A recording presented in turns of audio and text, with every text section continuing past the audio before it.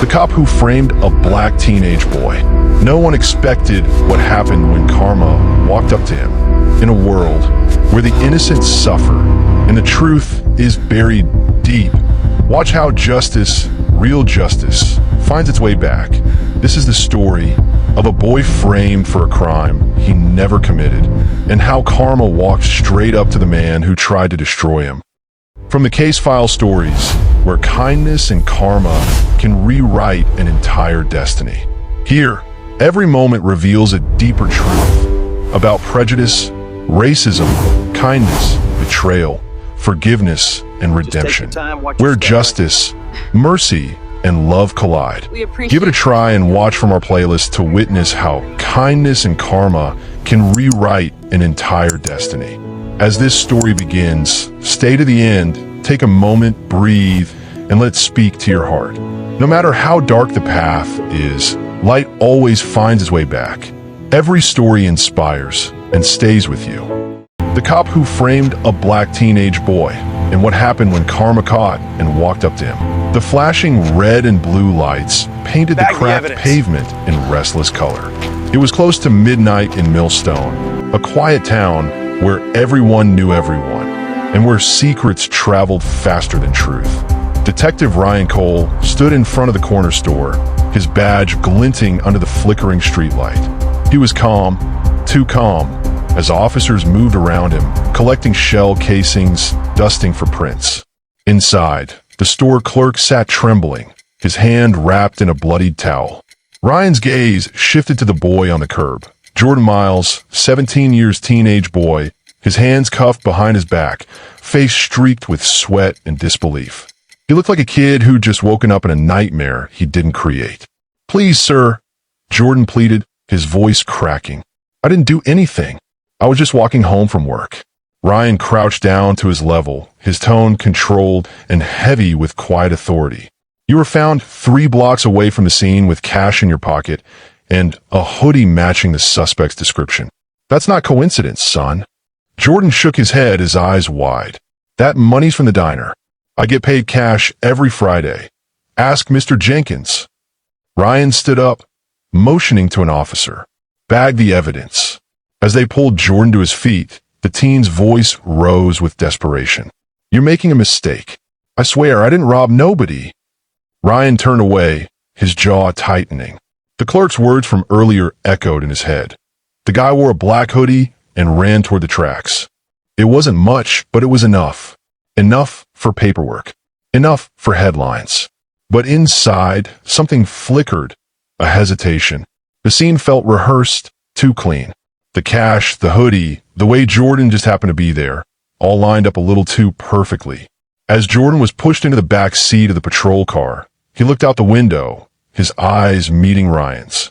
There wasn't fear there anymore, just betrayal. "You're supposed to protect people like me," he said softly. Ryan froze for a split second before closing the door.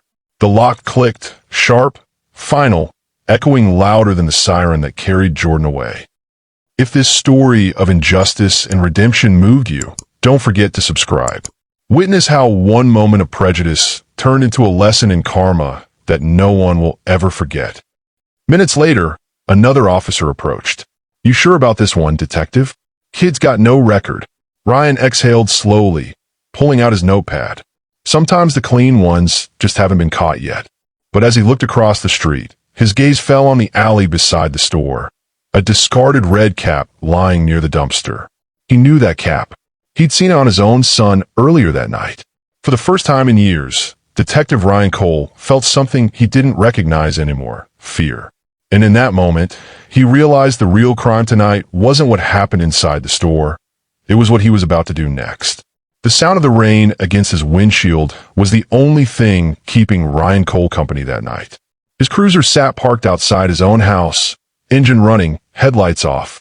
Through the living room window, he could see his son, Ethan, sitting on the couch, head in his hands, trembling. Ryan finally stepped out, the gravel crunching under his boots. He walked to the door, paused, then entered. The house was quiet except for the ticking clock and the shallow rhythm of Ethan's breathing. "Dad," Ethan's voice broke the silence. "I didn't mean for it to go that far." I just wanted the cash. It was supposed to be quick. Ryan stared at him, his son, his blood, wearing the same red cap he'd seen at the crime scene. The truth hit like a punch to the chest. You told me you were at your friend's place, Ryan said, voice low and dangerous. Ethan's eyes filled with tears. But then, Tyler said he had a way to get quick money. I didn't think anyone would get hurt. Ryan sank into the nearest chair, his mind spinning. He saw flashes of Jordan's terrified face, the kid's trembling voice, his own words echoing. Sometimes the clean ones just haven't been caught yet. Now he understood the full weight of that lie. Do they know? Ethan asked, almost whispering. Ryan hesitated. No, not yet. He looked toward the window, rain streaking down the glass like tears. Outside, the world looked clean, washed by the storm. Inside, everything felt stained. You have no idea what you've done, Ryan muttered. You could go to prison for this. Ethan stood, shaking his head. Dad, please. You can fix this. You're the detective. You can make it go away. Ryan's heart twisted. He wanted to say no, to tell his son that choices had consequences, that truth mattered. But when he looked at Ethan, the same kid he'd raised alone after his wife's death, the one he swore he'd protect, something inside him broke. That night, Ryan returned to the precinct. He sat at his desk long, after everyone left, staring at the evidence report. The hoodie, the cash, the statement from the clerk. All of it could be adjusted, rewritten, shifted just enough to point to Jordan Miles. He opened his computer and began typing. A false report, a forged timestamp on the security footage, a signature that didn't belong to the real witness. Every keystroke was a betrayal, not just of justice, but of the man he used to be. Hours later, Captain Willis walked by, surprised to find Ryan still there. Working late again? He asked. Ryan didn't look up, just closing a case. Willis smiled. That kid, Miles, you really nailed him, huh? You always had a nose for the bad ones. Ryan forced a nod, the lies sitting heavy in his throat. Yeah, he said quietly. Guess I did. As the captain walked away, Ryan's eyes fell on a framed photo on his desk. Him and Ethan fishing by the lake years ago, before the job had hardened him, before the world turned gray. He shut off the desk lamp and whispered to the darkness, God forgive me. But deep down, he knew forgiveness wouldn't come easy. Not from the world, not from the law, and not from himself. The next morning, the newspaper headline read, Local teen arrested in armed robbery. Detective Cole praised for swift action. Ryan stared at it, his name bold beneath the headline. The town saw him as a hero. But he knew the truth. Heroes didn't sleep with this kind of guilt. 10 years later, Millstone had changed. New stores, new faces, but the same quiet hum of a town that never forgot. Detective Ryan Cole, now retired, sat on his porch most evenings with a glass of whiskey and a silence that grew heavier with every sunset. The badge that once gleamed with pride now gathered dust in a wooden box by his chair. He'd lost almost everything that once mattered. Ethan had drifted into the city, swallowed by drugs and regret. His name came up every few months, a fight, a hospital visit, a cry for help that Ryan was too ashamed to answer. Most nights, Ryan replayed that stormy evening in his mind. The report he forged, the fingerprint he swapped, the boy he condemned. The guilt was no longer a shadow. It had become a voice. A whisper in his ear that refused to fade. On one of those sleepless nights, he turned on the TV. The news anchor's voice broke through the static. Tonight's story, from convict to advocate. Jordan Miles speaks about his 10-year wrongful conviction and the fight for justice reform. Ryan froze. The screen showed Jordan, he's older now, dressed neatly, standing before a small crowd at a community center. His voice was steady, but carried the weight of a man who'd lived a lifetime in prison.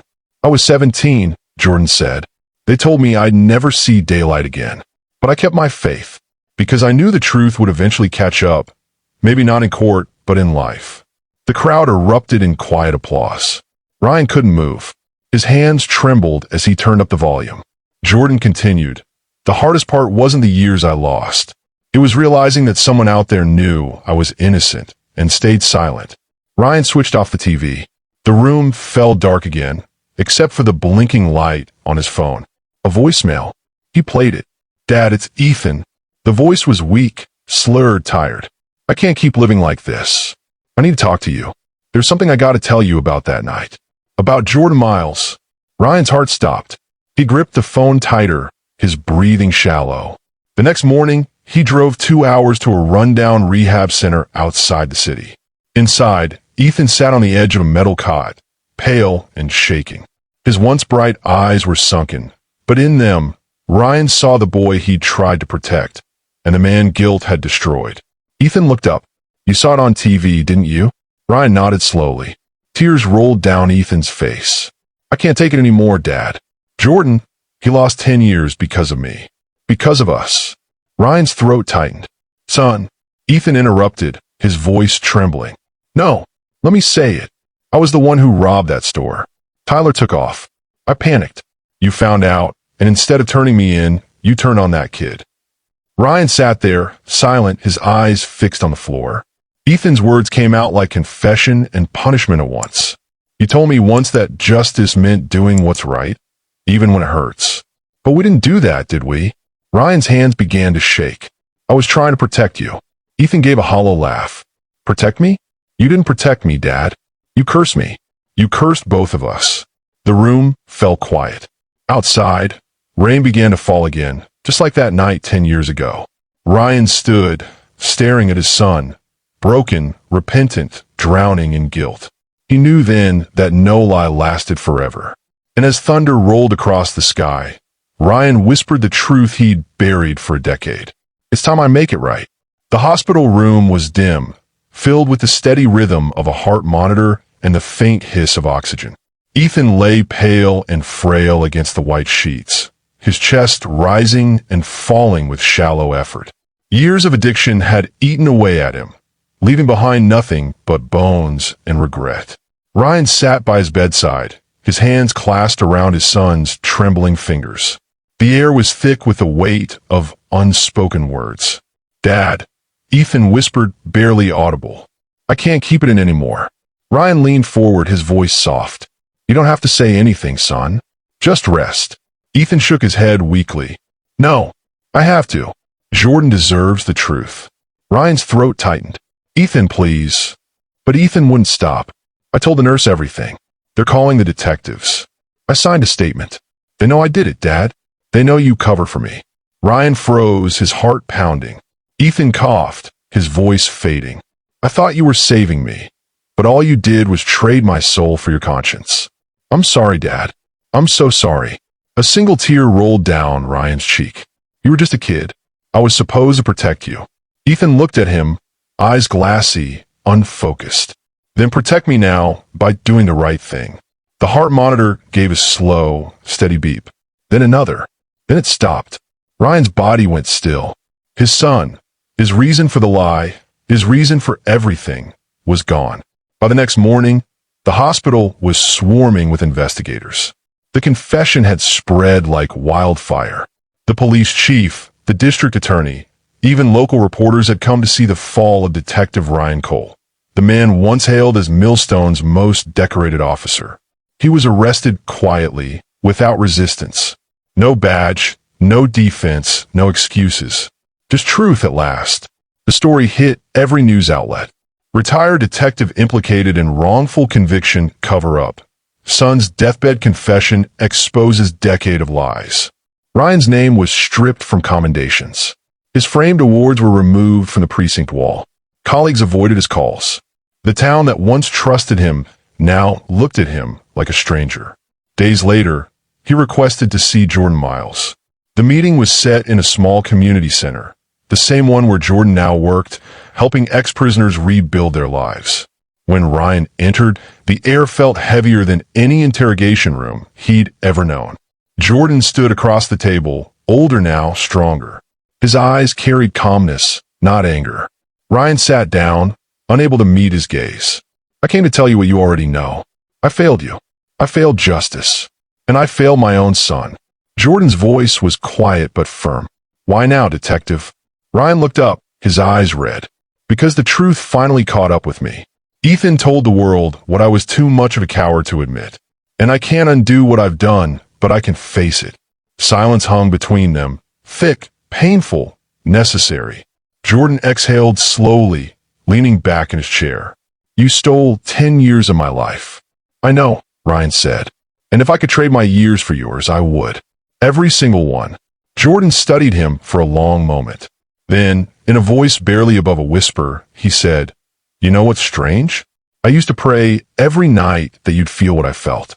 The pain, the loss, the fear. Ryan nodded, tears slipping down his face. I feel it every day. Jordan's expression softened, the anger in his eyes giving way to something else, understanding. I guess that's karma, Jordan said quietly. It doesn't always come how we expect it. Sometimes it just waits until you can't run anymore.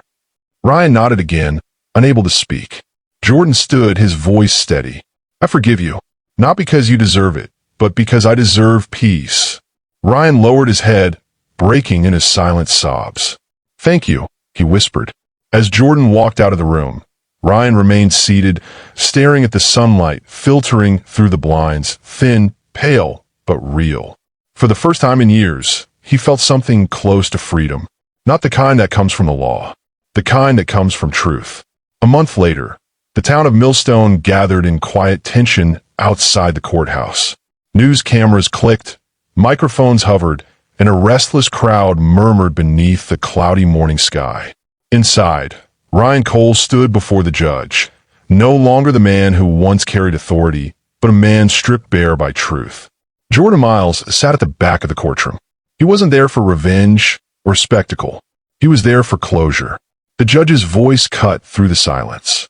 Detective Ryan Cole, this court finds you guilty of obstruction of justice, falsifying evidence, and wrongful imprisonment. Ryan closed his eyes. He didn't flinch, didn't beg. The words landed not as punishment, but as confirmation. The truth had finally been spoken aloud. The gavel struck once. The sound echoed like thunder. Outside, reporters swarmed as Ryan was led out in handcuffs. Yet there was no hatred in the air, only a strange stillness, as though the town itself was finally exhaling after years of buried deceit. Jordan watched from a distance, the rain beginning to fall softly. For a long time, he said nothing. Then he whispered to himself, Justice isn't always about prison. Sometimes it's about conscience. Later that week, Jordan stood on a small stage at a local university, addressing a hall full of students. His voice was calm, but carried the weight of everything he'd lived through. I spent 10 years in cell for a crime I didn't commit, he began. And the man who put me there wasn't a stranger. He was the face of justice in my town.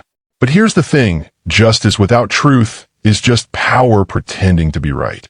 The audience sat in silence, hanging on every word. I learned that forgiveness isn't weakness, Jordan continued. It's freedom. Because when you forgive, you take back control of your story. You stop letting pain define who you are. He paused, his eyes lifting toward the ceiling lights. Ryan Cole will live with what he did, but I'll live with what I chose, peace. And that's something no sentence, no verdict can take away. The crowd erupted in quiet applause, not for fame or sympathy, but for courage.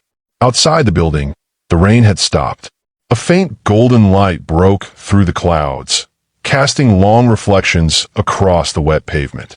Across town, in his cell, Ryan sat by a small barred window, watching that same light stretch across the sky.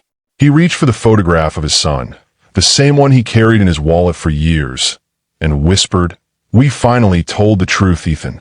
For the first time in a decade, his breathing felt light. Truth has a strange way of finding its path, through years, through lies, through pain. Man's justice can be delayed, twisted, or denied. But karma waits in silence. And when it arrives, it doesn't seek revenge. It simply restores balance. Every story has a lesson, and every click keeps the message alive. Love stories with meaning? The truth, the lessons, the emotions, it's all here. If stories like this touch your heart, don't stop now. Click the playlist to your right and don't miss what's next.